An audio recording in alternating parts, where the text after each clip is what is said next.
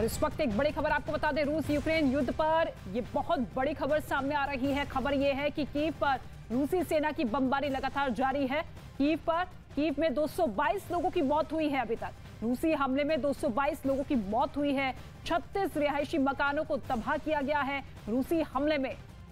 तो कीव पर हमले लगातार जारी है। इस वक्त घेराबंदी भी पुरजोर तरीके से जारी है, लेकिन हमलों के बीच ये बड़ी खबर सामने आ रही है कि कीव में 222 लोगों की मौत हुई है और 36 रिहायशी मकानों को तबाह किया गया।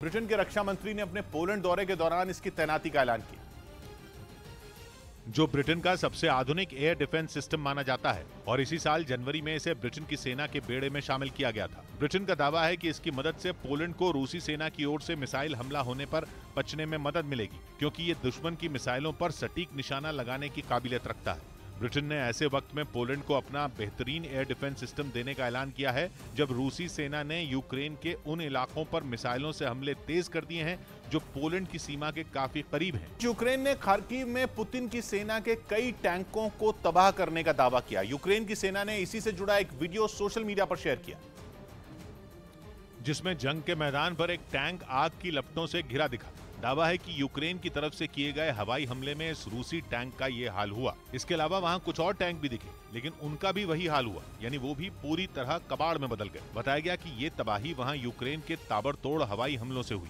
दावा है कि इन हमलों से रूस के जवानों को संभलने तक का मौका नहीं मिला और उन्हें अपने टैंकों को छोड़कर भागना पड़ा। इस वीडियो के जरिए ये दिखाने की कोशिश की गई कि इस जंग में पुतिन की सेना को किस तरह यूक्रेन से मुंह की खानी पड़ रही है। वहीं रूस की भारी भरकम सेना से लड़ने के लिए यूक्रेन को पश्चिमी देशों से कुछ ऐसे हथियार मिले जो उसके लिए सुरक्षा कवच बन गए। इन हथियारों की लिस्ट सामने आई। एक दिन पहले बाइडेन ने यूक्रेन को 6000 करोड़ से ज्यादा का पैकेज देने का ऐलान किया था, जिनमें कई खतरनाक हथियार भी शामिल थे। और अब यूक्रेन का सुरक्षा कवच बने उन हथियारों के नाम सामने आए जो उसे अमेरिका और पश्चिमी देशों से मिले, जिनमें सबसे पहला नंबर है स्टिंगर मिसाइल का। ये एक छोटा सा रॉकेट होता है जो मिसाइल को शूट करता है। इसे कोई भी अपने कंधे पर रखकर इस्तेमाल कर सकता है। इसकी ताकत का अंदाजा इसी बात से लग जाता है कि ये मिसाइल ड्रोन और हेलीकॉप्टर को मार गिराती है। ये दुनिया की सबसे छोटी और हल्की मिसाइलों में एक है, जो केवल 5 फीट लंबी होती है। मतलब इसे उठाना और चलाना दोनों आसान है। वैसे तो ये अमेरिकी हथियार है, लेकिन पिछले कुछ सालों में यूक्रेन को इस हथियार की बड़ी सप्लाई की गई है और कहा जा रहा है कि ये मिसाइल रूस की सेना का काल बन गई। सिर्फ खार्किव शहर के मार्केट नहीं, रूस की बमबारी ने वहां की कई रिहायशी इमारतों को भी निशाना बनाया। इन हमलों में एक आदमी की मौत हो गई, जबकि कई लोग घायल हो गए। और रूस के इन हमलों से खार्किव की कई इमारतें तबाह हो गईं।